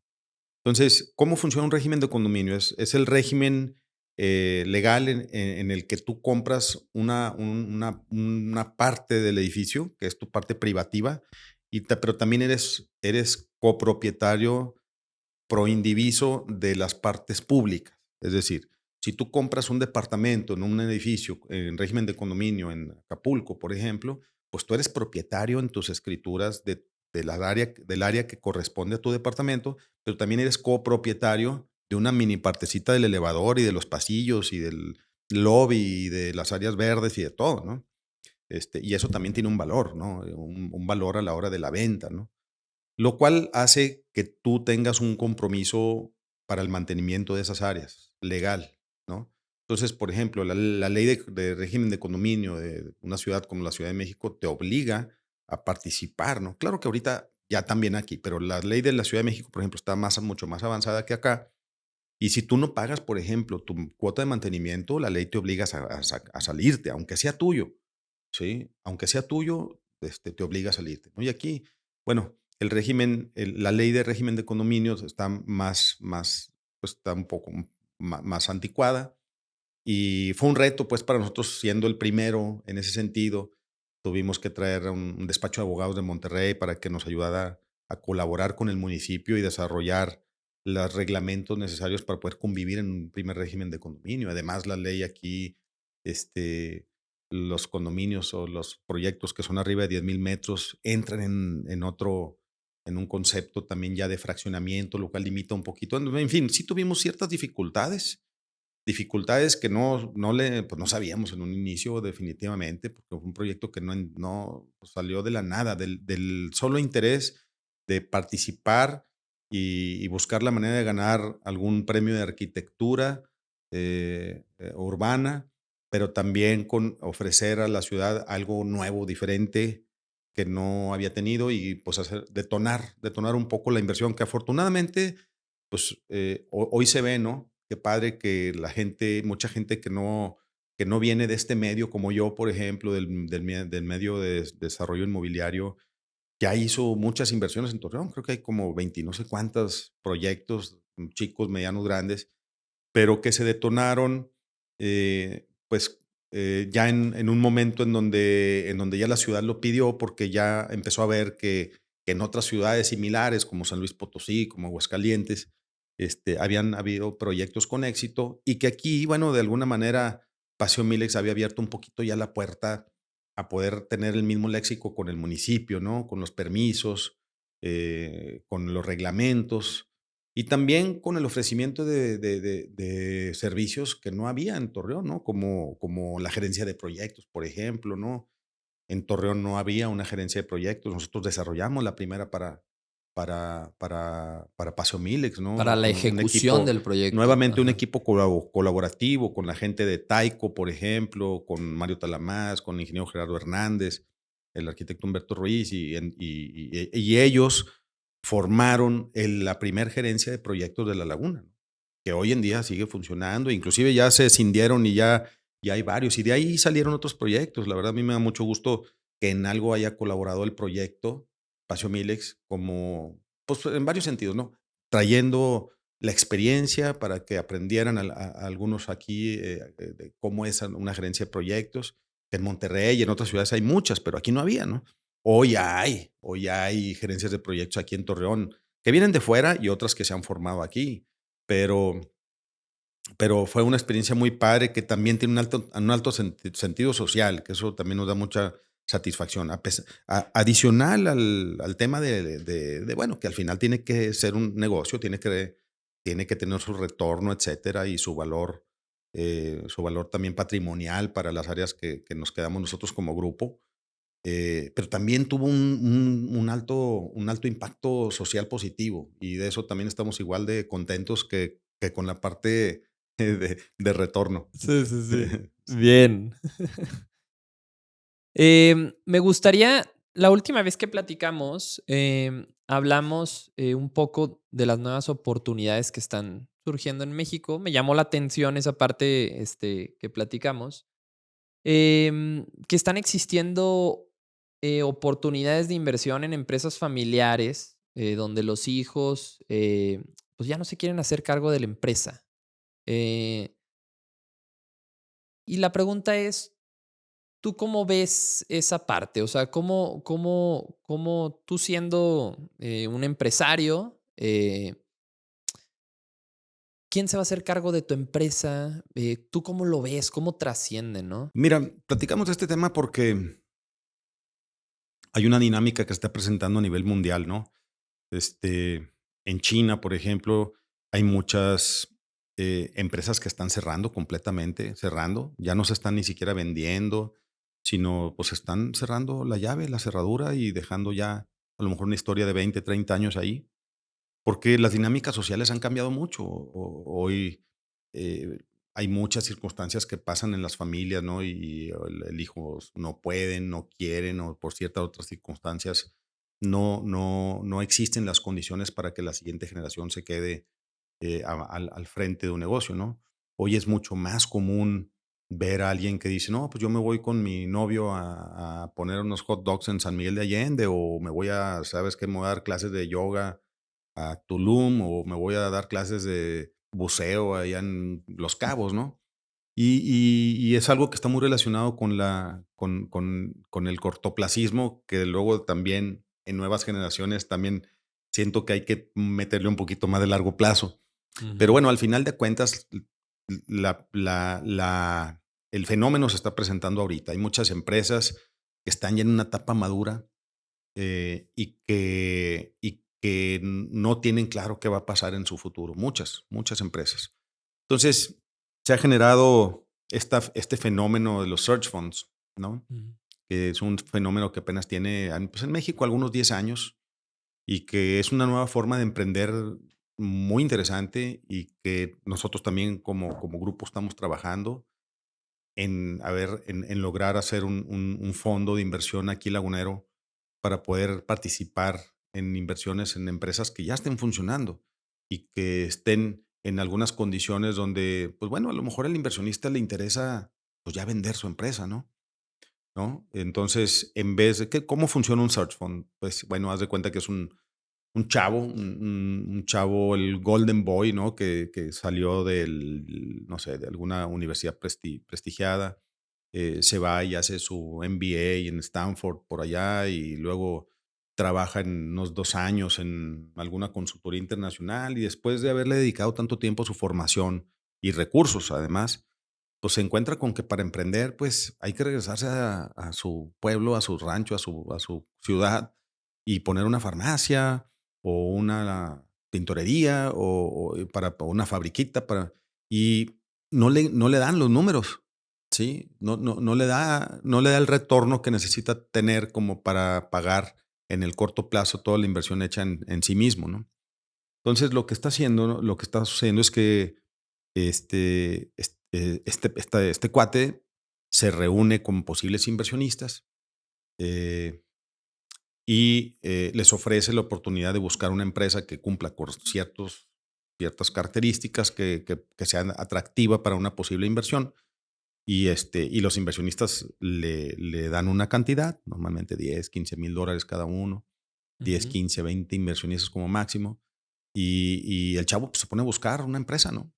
Y cuando la encuentra, la presenta ante los inversionistas. Ahí nuevamente entra otra etapa de decisiones, quién le entra, quién no. Y al final, la idea es comprar una empresa en funcionamiento, en resumidas cuentas, ¿no? Es no emprender a través de proyectos desde cero. A mí, que es la etapa que a mí me gusta, ¿no? Pero me gusta como me gustan las plantas, verlas crecer, pues también me gusta ver los negocios viendo crecer. Pero eso no significa que no participemos también como inversionistas en temas de search funds. A mí me gusta mucho esta forma de los search funds porque me encuentro muchas posibilidades para ambas partes, ¿no? La persona que quiere vender su empresa, creo que es una forma fácil y muy conveniente de vender porque hay muchos mecanismos para vender su empresa, inclusive también para poder quedarse inclusive como accionista y como consejero, como asesor, etcétera. Pero también es muy atractiva para la otra parte porque no empiezas desde cero. ¿Sí? Claro. Empiezas con un negocio establecido que normalmente para esas etapas de madurez tiene muchas áreas de oportunidad, pero que ya que con sangre fresca, con un consejo de administración, con una serie de copropietarios que algunos o todos de ellos pueden participar dentro del consejo o en algunos comités, pues se fortalece mucho la estrategia de la empresa y tiene muchas posibilidades de éxito. A ver, pero quiero entender bien cómo es o sea, la dinámica. Hay ese individuo o sea, ese individuo lo contrata un search phone. Ok. O sea, ¿cómo opera eso? O sea, ese individuo que le invierten, que va y busca la empresa, ¿quién es? Ahí te lo pongo. Es, un- Ajá, es, un, es un chavo ajá, que estudió, sacó una carrera, después trabajó en una consultoría, en una empresa una empresa internacional que le generó una visión internacional ajá. profunda, y luego después hizo una maestría, por ejemplo, sacó su MBA a lo mejor en negocios, por decirte, en alguna universidad prestigiosa en Estados Unidos o en Ujú, Europa, etcétera. mm, Y de repente se encuentra con que él lo que quiere es emprender, ¿sí? Pero ¿cómo le hace? Entonces, pues tienes de dos, o te regresas y pones tu negocio desde cero, o compras una empresa establecida, pero ¿cómo le haces si no traes el recurso? Sí, porque una empresa de 15, 20 años o 25 años establecida, pues normalmente tienen valores, pues ya, que están fuera del presupuesto de alguien que está recién egresado de un sí, no MBA, es ¿no? posible. O estás hablando de 200, 300, 500 millones de pesos, por Ujú. decirte un número, Mínimo, por ajá, decirte un sí, número, ¿no? una Que son más o menos los rangos en donde se que interesan operan. los search funds, al menos aquí en México, ¿no? Este, entonces lo que hace, pues va y busca a 10 posibles inversionistas y cada 10, pues vamos a suponer que son 10 y cada uno de los 10 le mete $10,000 y se Ujú, juntan $100,000. Con esos ujú, $100,000, el searcher, que es como se ujú. le llama, se dedica un año extendible a un segundo año con otros Ujú. $10,000 del equipo inversionista para que traiga una empresa a la mesa para poder evaluarla entre todos. Vamos a suponer que el perfil de los inversionistas es un perfil, por decirte, agropecuario, ¿no? Un grupo Ujú. de cuates que tienen una relación cercana con el ambiente agropecuario o agroindustrial. Y vamos a suponer que este cuate sale a buscar empresas, se tarda un año y al año viene y dice, ¿sabes qué? Me gustó esta empresa, encontré una empresa distribuidora de insumos para la industria agropecuaria que se encuentra localizada en Zacatecas y estas son las condiciones. Vamos a suponer que el dueño está en esta parte personal, en esta etapa, y tiene estas circunstancias, el negocio ha pasado por estas complicaciones, pero tiene estas fortalezas Ajá, esas áreas de oportunidad. y se lo presenta a los inversionistas. Entonces a los inversionistas les gusta el proyecto y ahora sí le invierten al proyecto, ahora sí a la compra. La A compra la de la compra. empresa. Normalmente Ujú. son proyectos apalancados con un banco mezanín o con un banco tradicional. Y en algunas ocasiones el mismo propietario o se queda también como accionista de la empresa o también da un financiamiento. Normalmente sucede, ¿no? Que da un financiamiento para la compra de la empresa también, ¿no? Y entonces se quedan participando todos. El searcher tiene una doble ventaja porque los 10,000 o $20,000 que le pusieron al inicio forman parte o sea, se consideran parte de su aportación en el proyecto. Al final él no pone nada de dinero, Él no pone o nada de bueno, en dinero, teoría. no pone Ujú, nada de dinero, pero tiene la responsabilidad de llevar a la empresa del punto A al punto B en términos de valor, ujú. ¿sí? Entonces, si la empresa la compraron en, no sé, 100 millones de pesos, por decirte, y en 5 años la empresa vale 500 millones de pesos, por poner un número, él lleva un porcentaje sobre esa generación de valor, Okey. ¿sí? Y entiendo cómo hacerte inversionista, pero ¿cómo te haces searcher? Bueno, para el searcher esto es, eh, tienes que tenerlo el conocimiento de evaluación de empresas, por ejemplo, de operación de empresas, de gestión, de dirección. Normalmente son chavos que traen mucho bagaje cultural también, gente muy capaz, muy completa, con valores muy firmes, porque la investigación del searcher es bien importante desde el punto de vista del inversionista. Es decir, lo primero que te tienes que fijar si vas a invertir en un fondo de inversión de un search fund es quién es el searcher, ¿sí? Claro. ¿Y ahí por cada fondo solo hay uno? Okey. Sí, no, o sea, ¿O un fondo puede tener a varios searchers? un fondo puede tener a varios. Ah, Sí, sí, okey. claro. Tú como fondo de inversión Ajá. puedes invertir en varios proyectos, ¿no? Okey, Sí. okey. Pero normalmente tú como searcher, tú traes uno nada más, ¿no? Tú dices, oye, yo sí encuentro inversionistas para comprar esta fábrica de tornillos, pues yo le voy a dedicar mis próximos 10 años, 7 años a esta fábrica de tornillos o 5 Ujú. años a esta fábrica de tornillos. Y mi propósito es generar valor para mis inversionistas y para mí, porque si yo no genero valor, no gano nada. ¿Me explico? Sí, digo, Claro. gano mi sueldo como director general del proyecto, etcétera, pero no genero un valor agregado. ¿Y tú estás intentando ser inversionista? Pues mira, ¿O ya estás en inicios? ¿O qué, en qué etapa estás de aquí? no, pues a mí me gustaría, ya también, empezar a dedicarle algo de tiempo a generar un grupo de inversionistas Ujú. y que formemos un primer fondo de inversión Bien. para invertir en search funds. Ah, Sí, okey. ya hay en otras ciudades del país. Normalmente los family offices en otras partes del país, pues tienen un mandato de diversificación de inversiones, ¿no? Entonces, normalmente los family offices, las familias que tienen sus negocios, bueno, pues tienen normalmente inversiones adicionales a la operación propia, a la operación original de la familia. eh, y algunos de ellos pues tienen puesta la miras en algunos, en venture capital, por ejemplo, o en directamente bueno, en inversiones financieras. Y bueno, pues esta es una figura que tiene poco, pero que desde mi perspectiva tiene mucho futuro en los próximos años. Sí, y más bueno, en México es importante porque, pues, ya se está viendo en otros países, como mencionas, como China, Sí, pero, que pero hay search funds, por ejemplo, de fondos mexicanos que están invirtiendo, por ejemplo, mucho en España, que hay muchas ujú, condiciones ahorita para invertir allá también. Entonces, no necesariamente necesitas invertir en empresas que son de aquí de tu ciudad, inclusive de tu estado, de tu país, ¿no? No, si logramos hacer un grupo de inversionistas que realmente tengamos valores similares, un entendimiento del tiempo y de las inversiones similares y de los riesgos similares, porque se necesita cierta madurez también desde el inversionista, pues al final es capital de riesgo, ¿no? No, necesita haber un perfil similar de inversionista, ¿no? Que entienda los riesgos y las ventajas y los beneficios potenciales de invertir en un search fund. Y también lo que tienes que poner tú, porque tú como inversionista no solamente es un mecanismo en el que solamente inviertes y te vas y te esperas, no, sino también participas en el negocio. Desde el consejo, desde un comité, desde el área de ventas, sí. Pero al final de cuentas, si se logra conformar este grupo, por ejemplo, pues bueno, tú puedes conseguir un searcher en España o un searcher en México y pedirle, oye, ¿sabes qué? Busca empresas una empresa españolas en o España, empresas ¿no? Es más, no ajá, solamente eso, busca una empresa en España dirigida no sé, a un área de, por ejemplo, de tecnología, ¿no? de De desarrollo de desarrollo. Ujú. tecnología. O sabes qué, o que tiene que ver con metalmecánica, porque nosotros acá tenemos mucho conocimiento de metalmecánica o de importación, ¿no? En fin.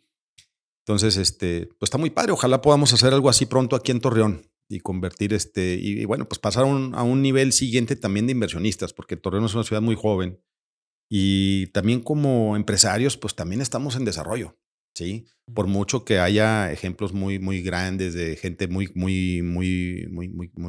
capaz. muy capaz y que ha generado negocios muy interesantes, muy padres, muy grandes, pues eso no necesariamente quiere decir que estemos en un nivel de madurez como empresariado, ¿sí?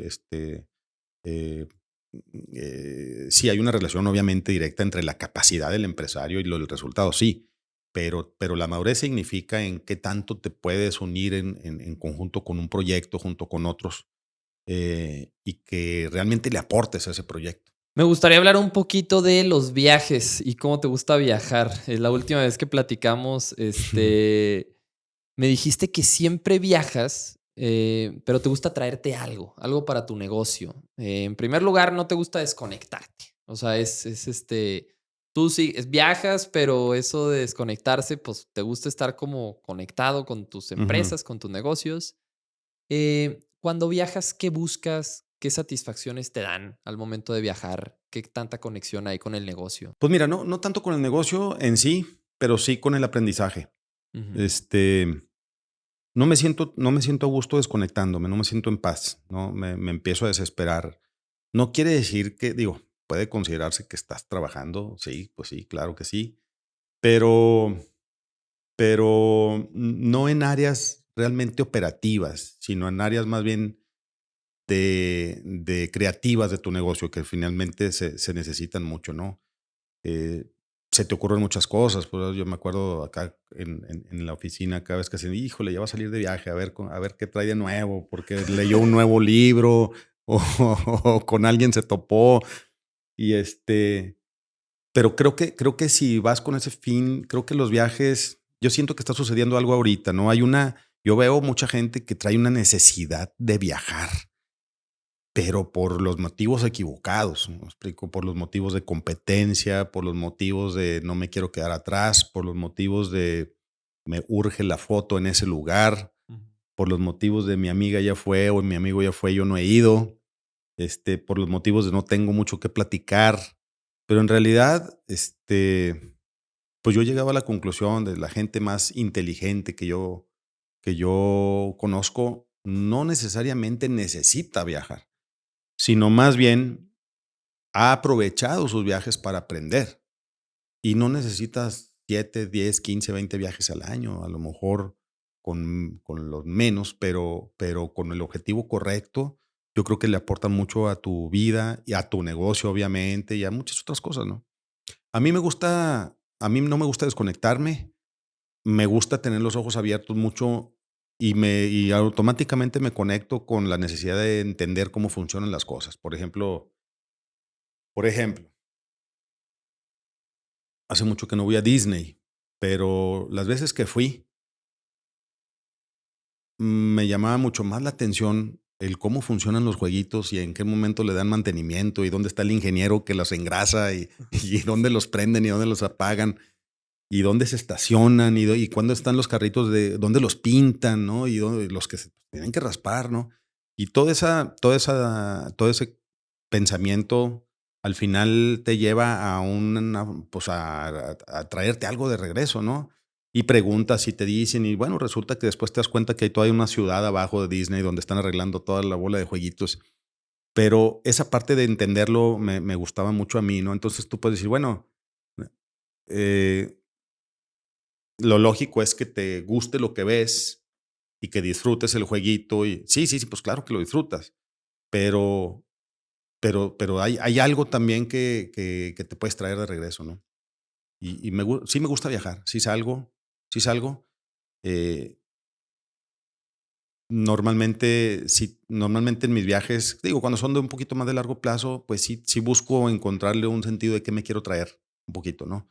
Y cuando son de corto plazo, que también son muy, muy gratificantes, que de repente sales un fin de semana donde sea, eh, también, ¿no? O sea, también al final te das cuenta cómo funciona, ¿no? Y o cuál es el realmente, o ves de repente un negocio que dices, ¿cómo funciona esto? ¿A quién se le ocurrió esto? ¿Cómo pudo poner este hotelito en este lugar? Que dices, y sin embargo está lleno, ¿no? Pero ¿qué es lo que ofrece? Y te pones a pensar un poquito en el modelo de negocio y bueno, pues te traes ideas, ¿no? Al final de cuentas. Al final lo tienes que hacer, o sea, esta dinámica la tienes que hacer de manera consciente. O sea, Ujú.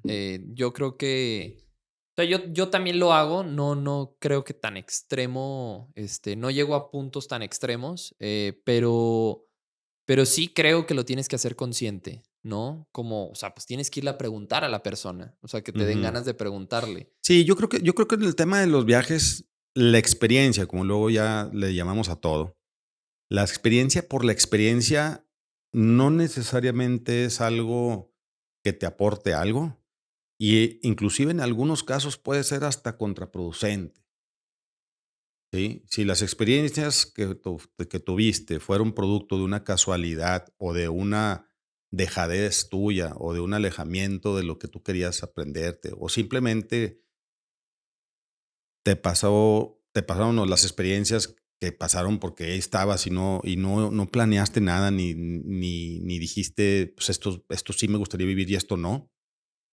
No necesariamente te devuelves con algo, pues, con algo adicional a lo que ibas. A lo mejor te regresas con algo menos, ¿eh? Entonces, yo siento que es peligroso, no solamente en los viajes, sino, pues, tienes que saber qué quieres sacar de las cosas. Me gustaría, de las últimas preguntas que quiero hacerte, enfocarlas un poquito en, entiendo que te gusta mucho el arte, te gusta mucho la arquitectura, el interiorismo, como ahorita lo has estado mencionando. Incluso veo que gran parte de los proyectos que tienes ahorita, pues ya no son tanto de ingeniería, sino ahorita estás más enfocado en desarrollar en la parte de arquitectura y así. ¿De dónde nació esto? O sea, ¿cómo fuiste fomentando? ¿Cómo te diste cuenta que te gustaba? ¿A través de viajes? O no sé. También me llama mucho la atención la última vez que me dijiste, no, Manolo, yo el plano de Nomadic, el cowork que tienes, pues yo el pasillo lo reduje 20 centímetros porque yo me di cuenta y no fue una decisión del arquitecto, sino fue mía porque yo sabía que había que reducirlo y cómo en los espacios, yo creo que, o sea, siendo un ingeniero y luego que se te ocurra utilizar un material distinto en la última parte de cada uno de los cubículos para que pase el aire y no tener que poner un mini split en cada cubículo, pues bueno, es una parte que, pues de alguna manera la tuviste que incentivar, no necesariamente, pues no sé si fue leyendo o lo que sea, pero ¿de dónde nació? ¿Cómo lo has ido cultivando? Bueno, mi papá es arquitecto, mi hermano también.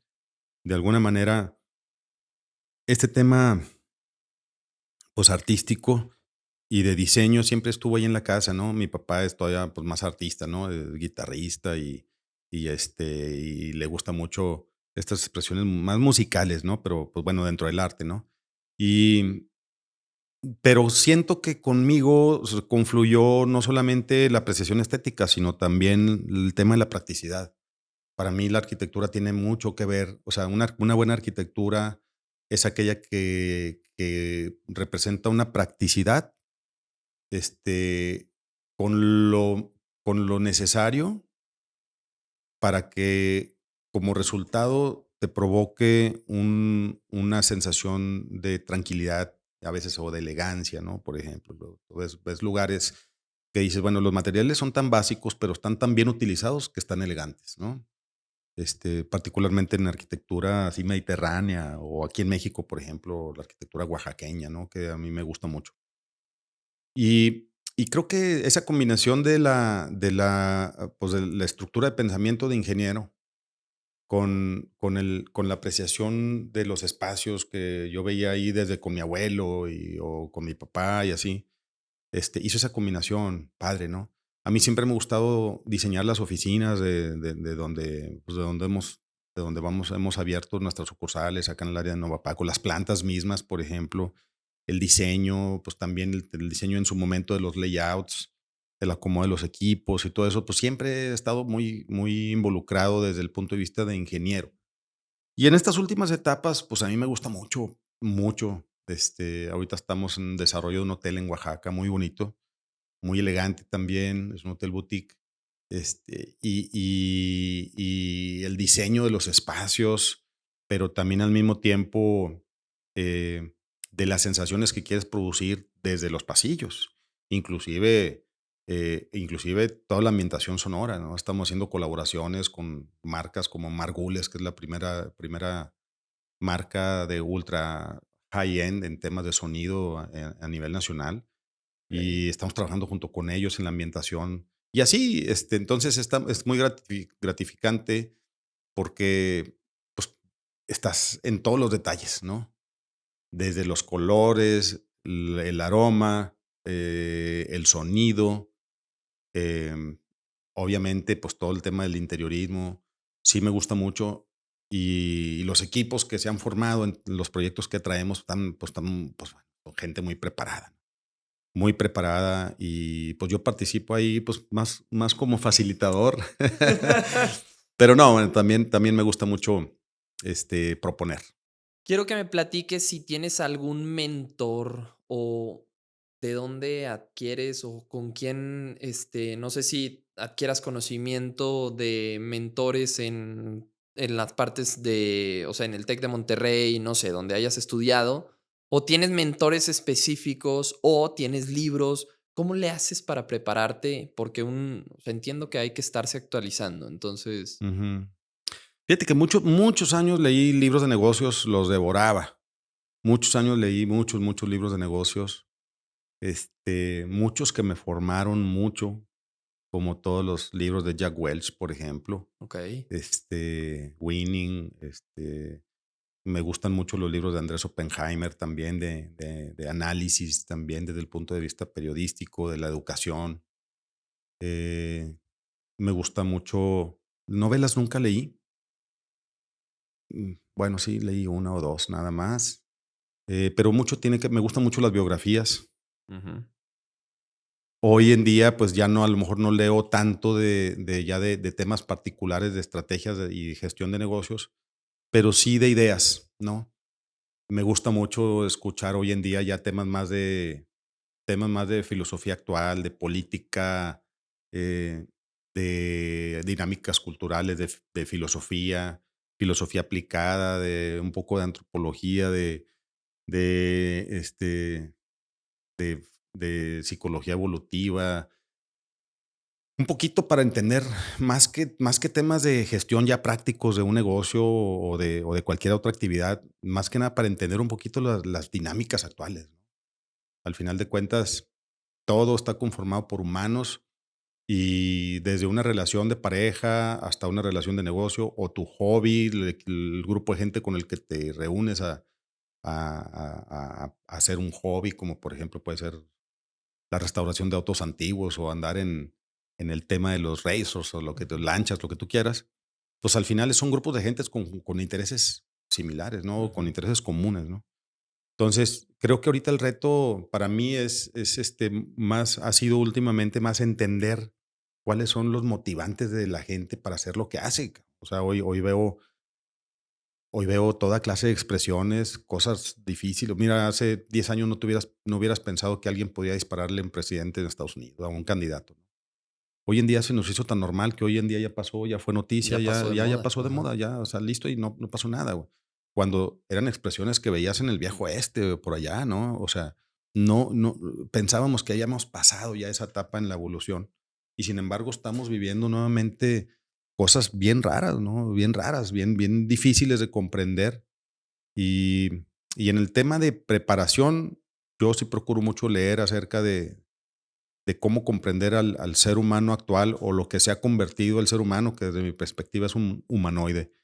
Sí, alguien ya muy relacionado a influencias tecnológicas o digitales que nos estandariza en una forma de pensar a quienes se dejan, pues, ¿no? Y que pues ya somos muy parecidos o son muy parecidos, porque yo no me considero dentro de esa gama. Eh, Como mentores, fíjate que en su momento mis tres jefes los, fueron mis mentores. Y ha habido en mi vida algunos temporales que nunca los abordé como mentores, sin embargo, tu aportación en mi vida sí fue prácticamente la de un mentor, don Panchito Ledesma, quien lo recuerdo con mucho cariño, también ya falleció, y compañeros de trabajo, así. Nunca he tenido un mentor al que yo le haya tocado la puerta, desafortunadamente, nunca lo pero sí tengo muchos amigos, gente cercana a la que con la que me gusta convivir y que invito de repente a desayunar o así. Y son pláticas a lo mejor muy puntuales, pero suficientes como para entender desde otro punto de vista una idea, ¿no? Y con eso, Manolo, mucho, pues mucho, te digo, mucho lectura, lectura desde el punto de vista de dinámicas sociales y entendimientos del humano, desde el punto de vista filosófico, antropológico, evolutivo, psicológico, que nos ayudan mucho también en la empresa y en las relaciones con nuestra gente y con pues, la gente cercana. Y, y ya, pues con gente como tú, pues también aprendo mucho también cada vez que te veo. Bien, gracias, gracias. Últimas preguntas. ¿Qué te inspira o te da esperanzas del futuro? Mira, creo que estamos pasando por una etapa muy complicada desde mi perspectiva. Creo que el tema de los valores, creo que ahorita la forma en cómo utilizamos el lenguaje prácticamente justifica cualquier acto.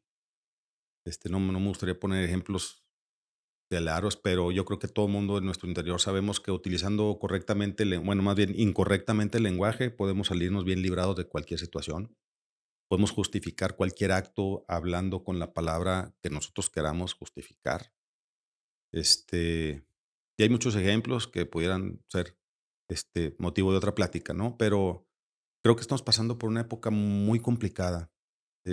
Como fundación, em, el día 11 y 12 de octubre vamos a traer a un filósofo, un pensador, politólogo peruano, Miklos Lukács, que viene para acá a compartir también sus ideas acerca del transhumanismo, del futuro y de las cosas que han sucedido en Latinoamérica. Yo creo que el futuro del mundo viene de Latinoamérica.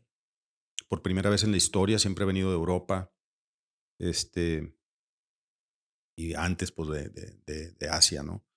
Pero creo que el futuro del país, del mundo, viene ahorita de mucho de lo que está haciendo en los esfuerzos que están haciendo en Latinoamérica. Y por eso como fundación estamos empezando a traer conferencias de gente que pueda hablarnos de experiencias en Latinoamérica con respecto a todo lo que está pasando. Él, desde su perspectiva, dice, bueno, pues mira, tenemos una gran parte de la población perdida emocionalmente, eh, perdida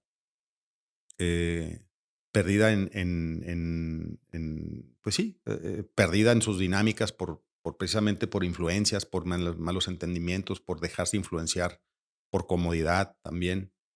Y creo que lo que viene en el futuro,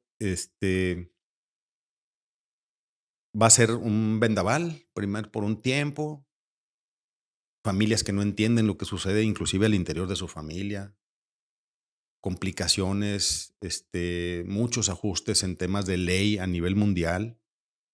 Estamos viendo irrupciones en muchos sentidos, en temas de inmigración, por ejemplo, en Europa, este, en temas de respeto a la propiedad privada en Europa mismo, también o en algunos países también de Latinoamérica. Pero creo que así como dice Miklos Lukács, bueno, después de que pase toda esta experiencia, vendrá una nueva casta como siempre se balancea el mundo, ¿no? Vendrá una nueva casta de gente que haya rescatado aquellos valores y lo que hacía que la ciencia, la historia nos haya enseñado con los miles de años y volverá a generar nuevamente nuevas expectativas de comportamiento humano que nos hará volver a generar pues una sociedad más fuerte, más sana, ¿no? Pero creo que ahorita son momentos de ajuste.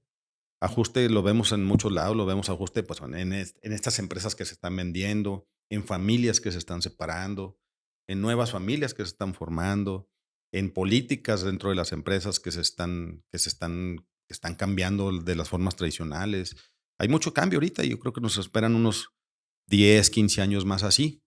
Pero creo que después de estos movimientos, yo creo que va a llegar una sociedad muy fuerte, ¿sí? Pero yo creo que sí hay que ponerle el ojo a lo que está sucediendo en Latinoamérica, especialmente en países como Argentina, como Perú, como El Salvador, por ejemplo, como Colombia, ¿no?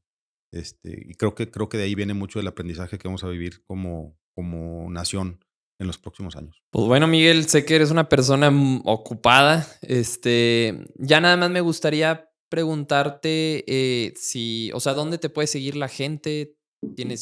Veo que luego tienes un LinkedIn, Sí, en redes LinkedIn sociales. ahí realmente lo uso muy poco, pero sí contesto mis mensajes y todo, sí le doy seguimiento, a lo mejor no en el mero momento, pero sí le doy seguimiento, ¿no? Y bueno, pues la idea es que, también tenemos una página de la Fundación Milex, así también está en Instagram, también nos pueden seguir desde ahí para que vean lo que estamos haciendo para efecto de ir conformando lo que en el futuro nos gustaría que fuera ya ahora sí una fundación, pues ya con un equipo de trabajo más sólido, con un comité y con un consejo también, que es la idea, y que pues hacia allá nos vayan siguiendo también. ¿Algo más que quieras agregar, Miguel? Pues no, Manolo, no, pues muchas gracias, gracias por el espacio y espero que estas pláticas pues despierten ahí de repente alguna pregunta para alguien y que nos cuestionemos realmente pues qué queremos, qué, cre- qué- qué queremos hacer en nuestro paso por esta vida, eh, y todo se resume, bueno, pues a cómo nos gustaría recordarnos a nosotros mismos en el futuro. Bien. Muchísimas gracias, Miguel. No, hombre, a ti, Manolo, a ustedes, gracias.